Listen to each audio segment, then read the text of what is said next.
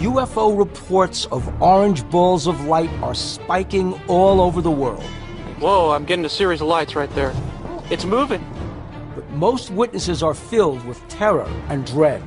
She starts screaming. She won't stay out after dark. What emotion do you associate with it? Fear. Those who see the lights. I was employed by the Missouri State Highway Patrol. Report strange occurrences. The farther I drove, the closer this light got to me. And they want these terrifying encounters to stop. They're frightened. Some of these people are just scared out of their minds. Whoa, there they are! There it is! Video evidence seems to show that something is going on that we just don't understand. Wow! Whoa, whoa! But what is it? There is no explanation for it. We have no known source for what is causing this. Is this presence a warning of things to come? This orb stopped 3 feet from me, and I heard a voice say, "Don't touch it or you'll die." This is case number 92207, Dark Presence.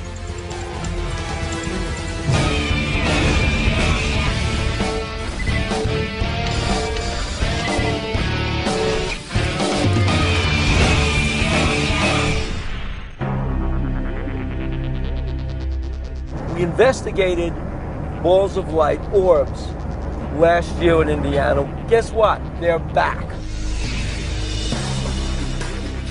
And this time, we're going to investigate a whole other aspect of the kind of a dark presence.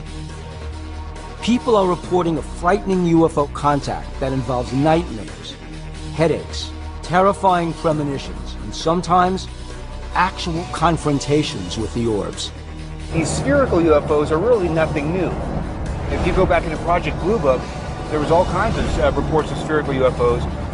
This has been going on for a long time, and it's a huge part of ufology to understand what these balls of light are. The spike in orb sightings is a worldwide phenomenon, from Puerto Rico to Australia. But we're seeing a pattern of reports in Missouri, Indiana, and Arizona for some reason. So we need to investigate this phenomenon and find out what's going on.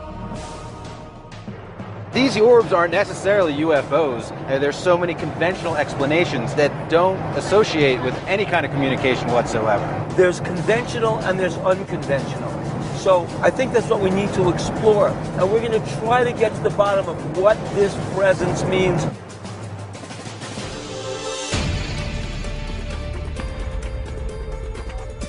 Respected investigator Ted Phillips has been exploring the orb phenomena for 2 decades and focusing on a particular area in the Ozarks of Missouri that he calls Site X. People are reporting nightmares, animal mutilations, hauntings, and a deep fear of these uninvited guests. People are so frightened by these orbs, they don't want to come forward. Hi, Ted. How are you? Hi, guys. Good to see you. Good to see you. But investigator Ted Phillips has gained the trust of this community, and he's sharing with us some horrible accounts that witnesses have told him. We've had a great deal of new activity in the light ball area. I wanted to bring along some photos and some video to give you a better idea of what we're talking about.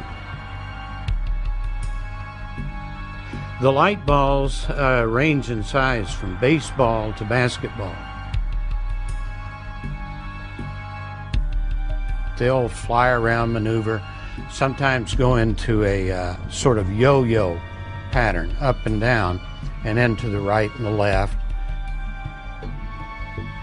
And do this for a long, long time. There it is. Wow.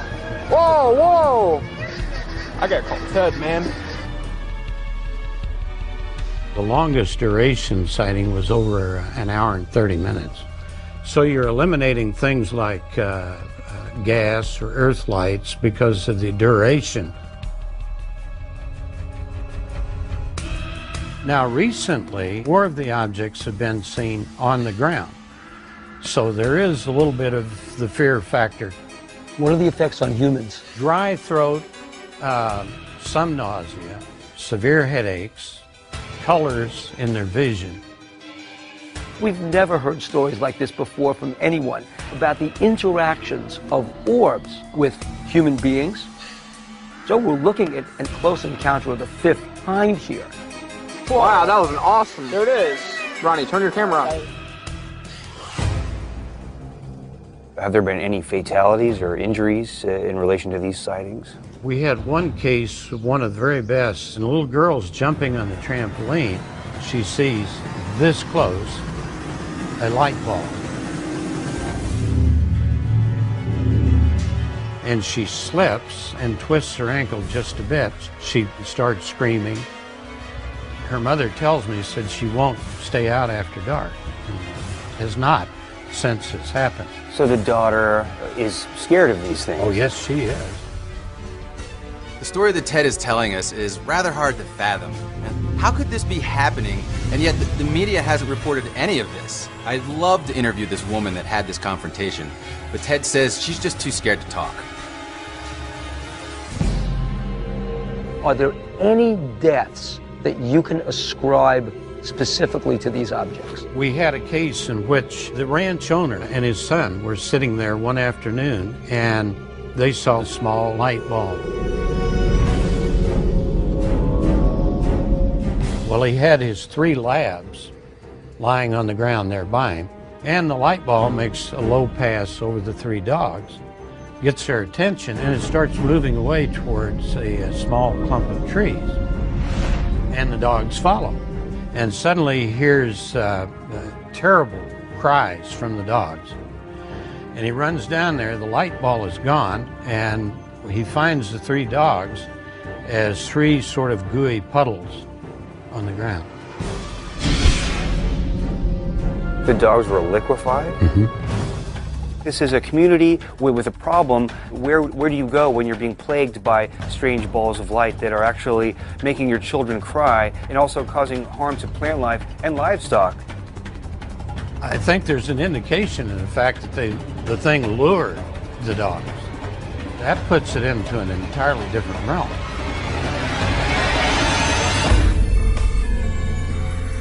What do you think these objects are?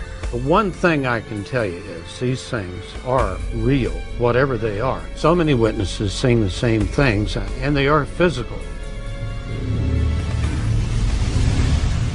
Are we dealing with some kind of malevolent force here? I really think, based on what happened, you have to go with malicious intent. This is an incredible video and a story that Ted has shared with us. We have to analyze the video. But interesting to note that just 30 miles away, we have the first-hand account of orbs making nightly visits, and they're also linked to a dark presence. I was employed by the Missouri State Highway Patrol. One night I noticed this light off to my left. The farther I drove, the closer this light got to me. Doug Schultz is a 31-year veteran of the Missouri Highway Patrol. While on duty, he witnessed a single orb every night for a year. So many residents in the area saw this light that it became known as the North View Light. In December of 1992, I was in Marshville going across the exit 100 overpass. I noticed the Northview light off to my left,